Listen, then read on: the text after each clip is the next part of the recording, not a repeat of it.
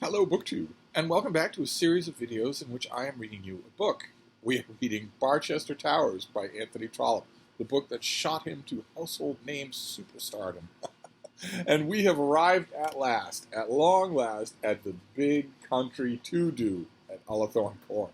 The Ullathorne brother and sister have decided to throw a huge country party, open the whole of the grounds, invite all of the people of the property and all of the quality people of Barchester. In other words, accidentally, since they don't know they're in a novel, they're assembling all of our main characters. And we have finally reached the day itself. This is Ullathorne Sports, Act 1. This is Chapter 36.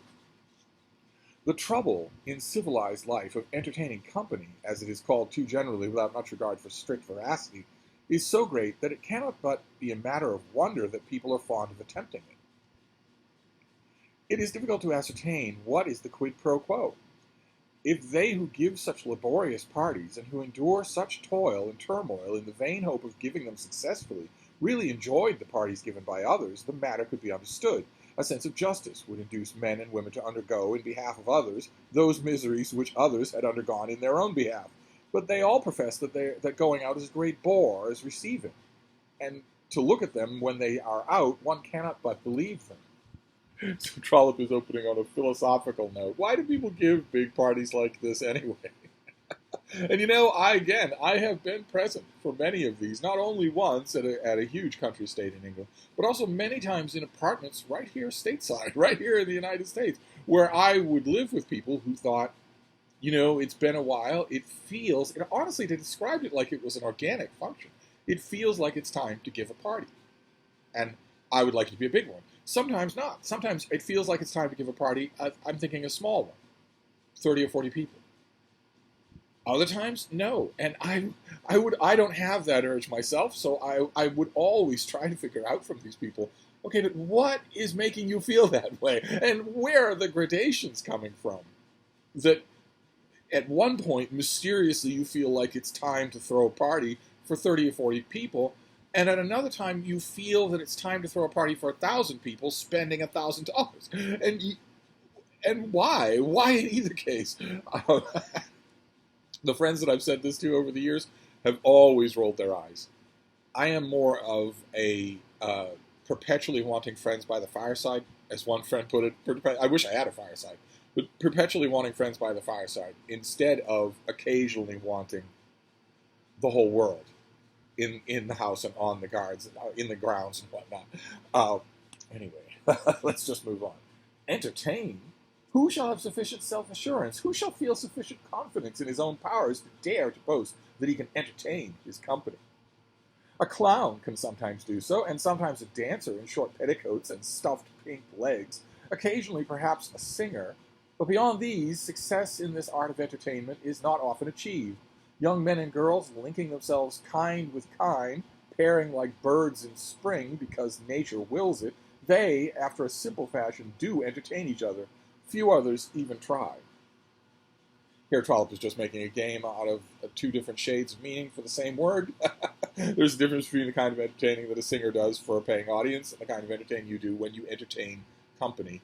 They're both perfectly good uses of the word. It's just, and there are plenty of hostesses, especially early 20th century Washington hostesses, who would have taken umbrage with this in the extreme. What are you saying? That I can't entertain my guests? He wouldn't have got out of the room alive. Ladies, when they open their houses, modestly confessing, it may be presumed, their own incapacity, mainly trust to wax candles and upholstery. Gentlemen seem to rely on their white waistcoats. To these are added, for the delight of the more sensual, champagne and such good things of the table as fashion allows to be still considered as comestible. Even in this respect, the world is deteriorating.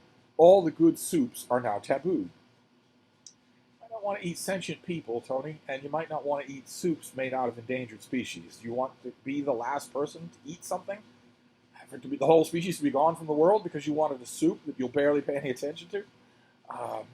And at the houses of one's accustomed friends, small barristers, doctors, government clerks, and such like, for we cannot all of us always live as grandees, surrounded by an elysium of livery servants, One gets a cold potato handed to one as a sort of finale to one's slice of mutton. I'd like to know what's wrong with a cold potato. Alas, for those happy days when one could say to one's neighbor, "Jones, shall I give you some mashed turnip? May I trouble you for a little cabbage?" And then the pleasure of drinking wine with Mrs. Jones and Miss Smith, and all the Joneses and all the Smiths. These latter-day habits are certainly more economical. Miss Thorne, however, boldly attempted to leave the modern beaten track and made a positive effort to entertain her guests. Alas, she did so with but moderate success. They had all their own way of going, and would not go her way. She piped to them, but they would not dance. She offered to them good, honest household cake, made of currants and flour and eggs and sweetmeat, but they would feed themselves on trashy wafers from the shop in Barchester pastry cook, on chalk and gum and adulterated sugar. Poor Miss Thorne! Yours is not the first honest soul that has vainly striven to recall the glories of happy days gone by. If fashion suggests to a Lady de Courcy that when invited to a dinner at 12 she ought to come at 3, no eloquence of thine will teach her the advantage of a nearer approach to punctuality. She had fondly thought that when she called on her friends to come at 12, and specially begged them to believe that she meant it, she would be able to see them comfortably seated in their tents at 2. Vain woman, or rather ignorant woman, ignorant of the advances that civilization which the world has witnessed while she was growing old.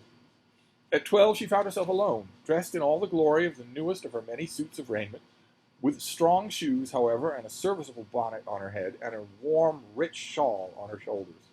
Thus clad, she peered out into the tent, went to the ha-ha, satisfied herself, at any rate, with the youngsters who had been amusing themselves, spoke a word to Mr. Greenacre over the ditch, and took one look at the quintain. 3 or 4 young farmers were turning the machine round and round, and poking at the bag of flour in a manner not at all intended by the inventor of the game. But no mounted sportsmen were there. Miss Thorne looked at her watch. It was only 15 minutes past 12, and was understood that Harry Greenacre was not to begin till the half hour. Miss Thorne returned to her drawing-room rather quicker than was her wont, fearing that the Countess might come and find none to welcome her. She need not have hurried, for no one was there. At 12:30 she peeped into the kitchen. At 1:45 she was joined by her brother, and just then the fashionable arrival took place. Mrs. Clantaram was announced.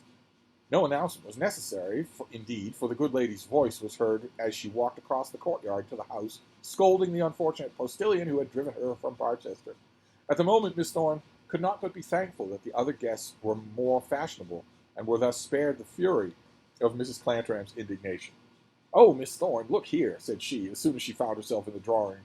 "Do look at my cloak. It's clean spoiled, and forever.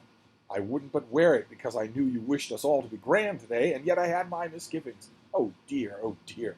It was 25 shillings a yard." The Barchester post horses had misbehaved in some unfortunate manner, just as Mrs. Clantaram was getting out of the chaise, and had nearly thrown her under the wheel. Mrs. Clantaram belonged to other days, and therefore, though she had but little else to recommend her, Miss Thorne was to a certain extent fond of her. She sent the cloak away to be cleaned, and lent her one of her best shawls out of her own wardrobe. The next comer was Mr. Arbut, who was immediately informed of Mrs. Clantaram's misfortune, and of her determination to pay neither master nor postboy, although, as she remarked, she intended to get her lift home before she made known her mind upon the matter. Then a good deal of rustling was heard in the sort of lobby that was used for the ladies' outside cloaks, and the door having been thrown wide open, the servants announced, not in the most confident of voices, Mrs. Lookaloft, and Miss Lookalofts, and Mr. Augustus Lookaloft. These are the uppity tenants of Ullathorne. That what are you going to do with them? You can't sit them with the quality, but you can't not sit them with the quality because they don't think of themselves as tenants. They have airs. They put on airs. Poor man. He meant the footman. He knew, none better, that Mrs. Lookaloft had no business there, that she was not wanted there, and would not be welcome. But he had not the courage to tell a stout lady with a low dress, short sleeves, and satin at 8 shillings a yard that she had come to the wrong tent. He had not dared to hint to young ladies with white dancing shoes and long gloves that there was a place ready for them in the paddock. And thus Mrs. Lookaloft carried her point, broke through the guards, and made her way into the citadel. That she would have had to pass an uncomfortable time there she had surmised before, but nothing now could rob her of the power of boasting that she had consorted on the lawn with the squire and Miss Thorne, with the countess, the bishop, and the country grandees, which Mrs. Greenacre and such like, while Mrs. Greenacre and such like were walking about with the plowboys in the park. It was a great point gained by Mrs. Lookaloft, and it might be fairly expected that from this time forward the tradesmen of Barchester would, with undoubting pens, address her husband as T. Lookaloft, Esquire. Mrs. Lookaloft's pluck carried her through everything, and she walked triumphant into the Ullathorne drawing-room, but her children did feel a little abashed at the sort of reception they met with. It was not in Miss Thorne's heart to insult her own guests, but neither was it in her disposition to overlook such effrontery. "Oh, Mrs. Lookaloft, is this you?" said she, "and your daughter and son? Well, we're very glad to see you, but I'm sorry you've come in such low dresses. We are all going out of doors. Could we lend you anything?" "Oh, dear, no, thank ye, Miss Thorne," said the mother. "The girls and myself are quite used to low dresses when we're out." "Are you, indeed?" said Miss Thorne, shuddering, but the shudder was lost on Mrs. Lookaloft. "And where's Lookaloft?" said the master of the house, coming up to welcome his tenant's wife. Let the faults of the family be what they would be, he could not but remember that their rent was well paid. He was therefore not willing to give them a cold shoulder. "Such a headache, Mr. Thorne," said Mrs. Lookaloft. "In fact, he couldn't stir, or you may be certain on such a day he would not have absented himself." "Dear me," said Miss Thorne, "if he is so ill, I'm sure you'd wish to be with him." "Not at all," said Mrs. Lookaloft, "not at all, Miss Thorne. It is only bilious, you know, and when he's that way he can't bear nobody nigh him." The fact, however, was that Mr. Lookaloft, having either more sense or less courage than his wife, had not chosen to intrude on Miss Thorne's drawing-room, and as he could not very well have gone amongst the plebeians while his wife was with the patricians, he thought it expedient to remain at Rosebank, their country house. Mrs. Lookaloft soon found herself on a sofa, and the Miss Lookalofts on two chairs, while Mr. Augustus stood near the door, and here they remained till in due time they were seated all four together at the bottom of the dining-room table. Then the Grantleys came, the Archdeacon and Mrs. Grantley and the two girls, and Dr. Gwynne and Mr. Harding, and as ill luck would have it, they were closely followed by Dr. Stanhope's carriage. As Eleanor looked out of the carriage window, she saw her brother-in-law helping the ladies out, and threw herself back into her seat, dreading to be discovered. She had had an odious journey. Mr. Slope's civility had been more than ordinarily greasy, and now, though he had not in fact said anything which she could notice, she had for the first time entertained a suspicion that he was intending to make love to her. The ride over is when it finally dawns on her that there might be some validity to this. There might be some reason why all my nearest and dearest are assuming things about me and Mr. Slope. Was it, after all, true that she had been conducting herself in a way that justified the world in thinking that she liked the man? After all, could it be possible that the Archdeacon and Mr. Arabin were right, that she was wrong? Charlotte Stanhope had also been watching Mr. Slope, and had come to the conclusion that it behooved her brother to lose no further time if he meant to gain the widow. She almost regretted that it had not been contrived that Bertie should be at Ullathorne before them. We've got dueling propositions that are looking to be made for Eleanor Bold from two men she has no intention of marrying. Dr. Grantley did not see his sister-in-law in company with Mr. Slope, but Mr. Arabin did. Mr. Arabin came out with Miss Thorne to the front door to welcome Dr. Grantley, to Mrs. Grantley, and he remained in the courtyard till all their party had passed on.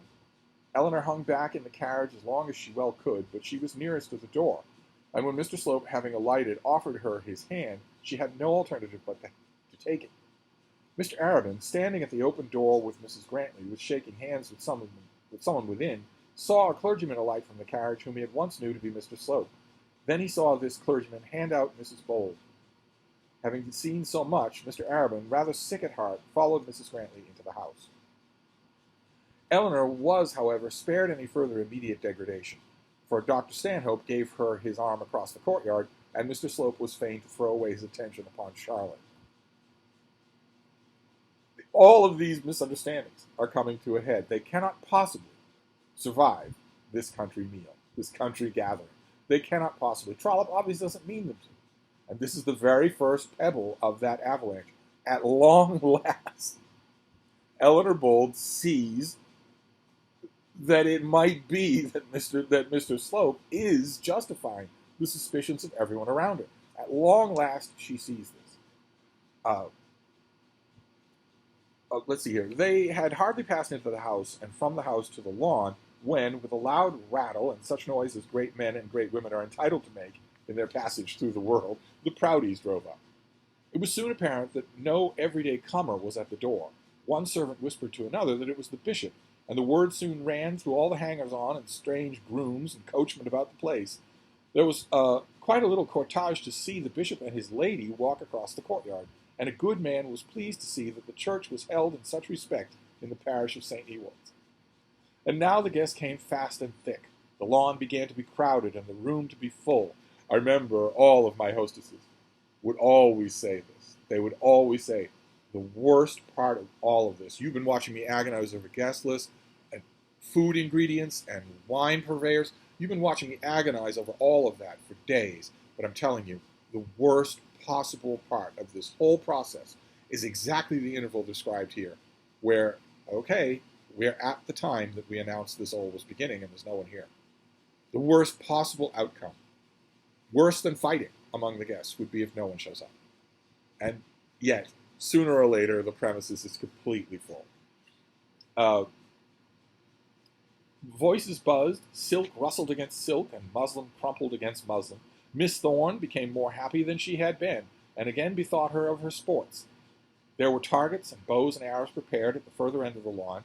Here the gardens of the place encroached with a somewhat wide sweep upon the paddock, and gave ample room for the doings of toxophilites.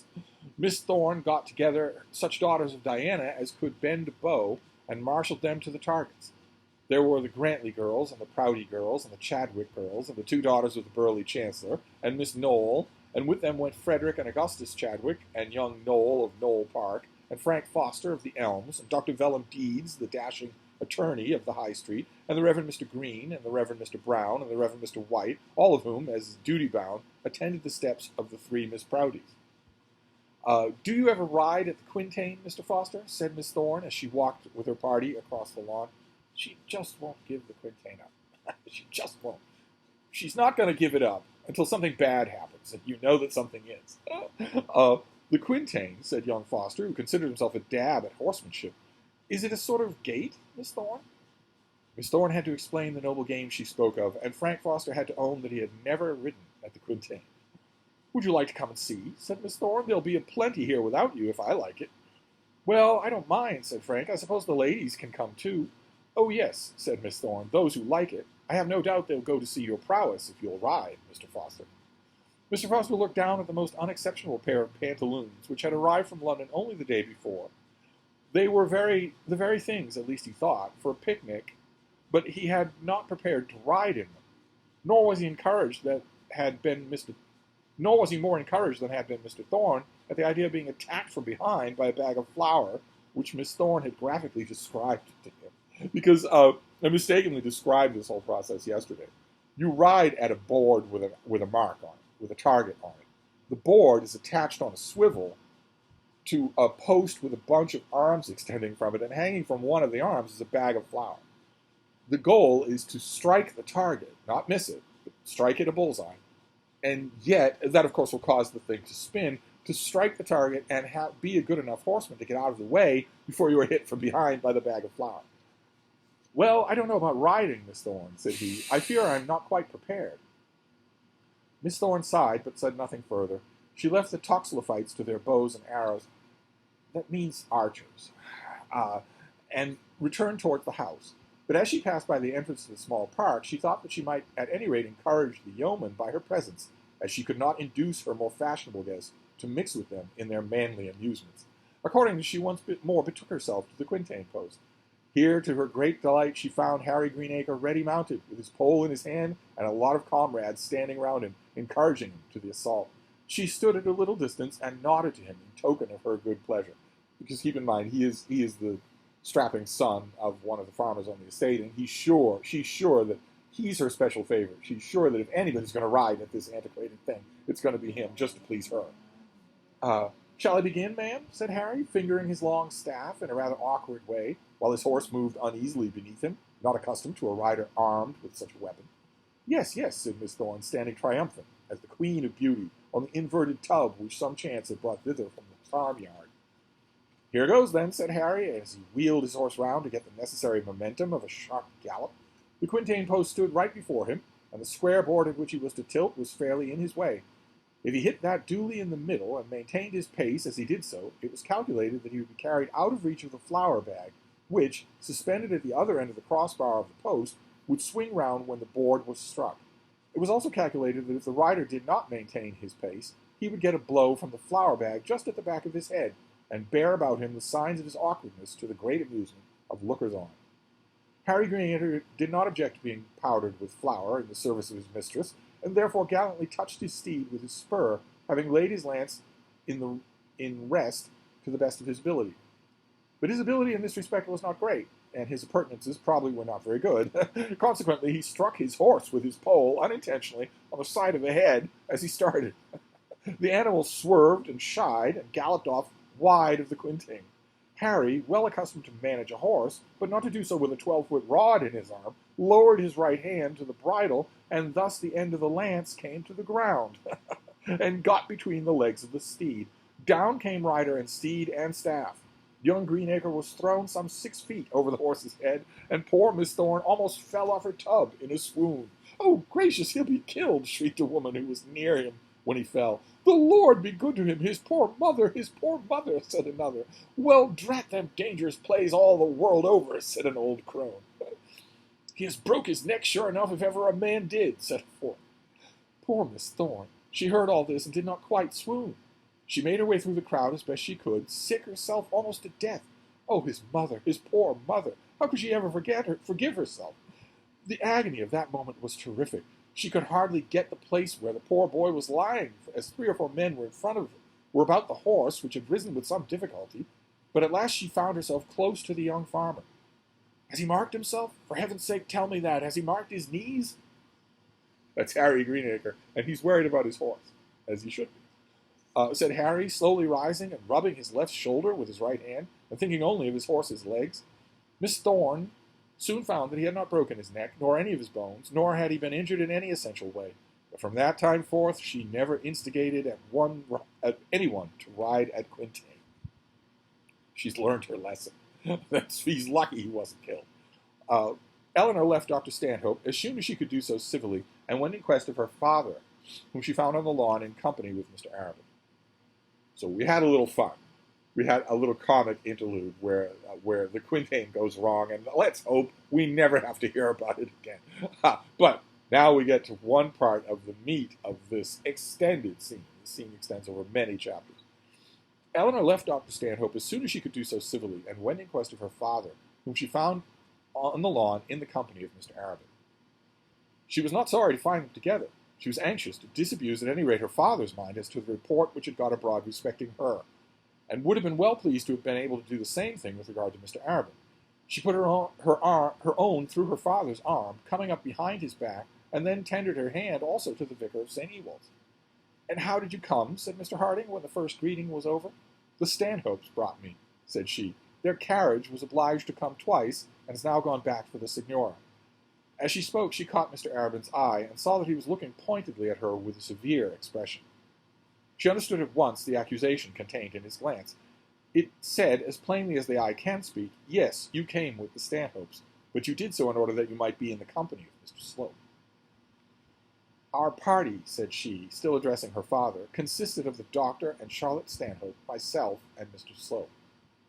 As she mentioned the last name, she felt her father's arm quiver slightly beneath her touch. At the same moment, Mr. Arabin turned away from them, and joining his hands behind his back, strolled slowly away by one of the paths. "Papa," said she, "it was impossible to help coming in the same carriage with Mr. Slope. It was quite impossible. I had promised to come with them before I dreamt of his coming, and afterwards I could not get out of it without explaining and giving rise to talk. You weren't at home, you know. I couldn't possibly help it." She said all this so quickly that by the time her apology was spoken, she was quite out of breath. "I don't know why you should have wished to help it, my dear," said her father. "Yes, Papa, you do. You must know. You do know all the things that are said at Plumstead. I'm sure you do. You know all the Archdeacon has said, how unjust he was, and Mr. Arabin, too. He's a horrid man, a horrid, odious man." "Who is an odious man, my dear? Mr. Arabin?" "No, but Mr. Slope. You know I mean Mr. Slope. He's the most odious man I ever met in my life. And it was the most unfortunate my having to come here in the same carriage with him, but how could I help it?" A great weight began to remove itself from Mr. Harding's mind. So, after all, the Archdeacon in all his wisdom, and Mrs. Grantley with all her tact, and Mr. Arabin with all his talent, were all in the wrong. His own child, his Eleanor, the daughter of whom he was so proud, was not to become the wife of Mr. Slope. He had been about to give his sanction to the marriage, so certified as he was of its fact, but now he learnt that this imputed lover of Eleanor's was at any rate as much disliked by her as by any one of the family. Mr. Harding, however, was by no means sufficiently a man of the world to conceal the blunder he had made. He could not pretend that he had entertained no suspicion. He could not make believe that he had never joined the Archdeacon in his surmises. He was greatly surprised and gratified beyond measure, and he could not help showing that such was the case. "My darling girl," said he, "I'm so delighted, so overjoyed. My own child, you have taken such a weight off my mind. But surely, Papa, you didn't think—" "I didn't know what to think, my dear. The Archdeacon told me—" "The Archdeacon," said Eleanor, her face lighting up with passion. "A man like the Archdeacon might, one would think, be better employed than introducing his sister-in-law and creating bitterness between father and daughter." "He didn't mean to do that, Eleanor." "Well, what did he mean, then? Why did he interfere with me and fill your mind with such falsehood?" "Never mind it now, my child, never mind it now. We shall all know you better now." "Oh, Papa, that you should have thought it. You, of all people, suspected me." "I don't know what you mean by suspicion, Eleanor. There would be nothing disgraceful, you know, nothing wrong in such a marriage, nothing that could have justified my interfering as your father." And as Mr. Harding should have proceeded in his own defense to make out that Mr. Slope, after all, was a very good sort of man, and a very fitting second husband for a young widow, had he not been interrupted by Eleanor's greater energy. "It would be disgraceful," said she. "It would be wrong. It would be abominable. Could I do such a horrid thing? I should expect no one to speak to me. Ugh!" And she shuddered at the thought of matrimonial torch, which her friends had been so ready to light on her behalf. "I don't wonder at Dr. Grantley. I don't wonder at Susan. But, oh, Papa, I do wonder at you. How could you believe it?" Poor Eleanor, as she thought of her father's defalcation, could resist her tears no longer, and was forced to cover her face with her handkerchief. The place was not very opportune for her grief. They're out in the park with 1,000 people there. They were walking through the shrubberies, and there were many people near them. Poor Mr. Harding stammered out his excuses as best he could, and Eleanor with an effort controlled her tears and returned her handkerchief to her pocket. She did not find it difficult to forgive her father, nor could she altogether refuse to join him in the returning gaiety of spirit to which her present avowal gave rise. "I don't doubt it. At long last they know each other." It was such a load off his heart to think that he should not be called upon to welcome Mr. Slope as his son-in-law. It was such a relief to him to find that his daughter's feelings and his own were now as they had ever been, in unison.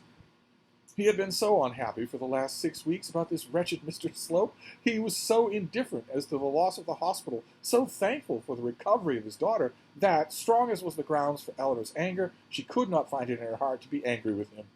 "Dear Papa," said she, hanging closely on his arm, "never suspect me again. Promise me that you never will. Whatever I do, you may be sure I shall tell you first. You may be sure I shall consult you."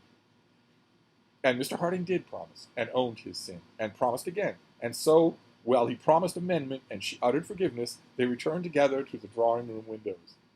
And what had Eleanor meant when she declared that whatever she did, she would tell her father first? What was she thinking of doing? So ended the first act of the melodrama which Eleanor was called upon this day to perform at Ullathorne. See, Trollope knows so well how beautifully he has orchestrated things. A country gathering where all his main characters get together and every issue is resolved in one way or another. He knows so perfectly what he's doing that not only does he not have the bad manners to cram it all into one chapter, but he even goes so far as to wind you up for the next installment. What could she be thinking? What will she consult her father about? We've only just begun. The guests have only just started to arrive. We've only just begun this great extended scene, this climax of the book. So that is our chapter for today. We're going to move on next time. Chapter 37 is called The Signora Neroni, the Countess de Cousy, and Mrs. Proudie meet each other at Ullathorne. So drama is in the offing. I will wrap this up for now, and we will be back. Oh my, wild horses couldn't keep me away. I'll see you then. Thank you, BookTube.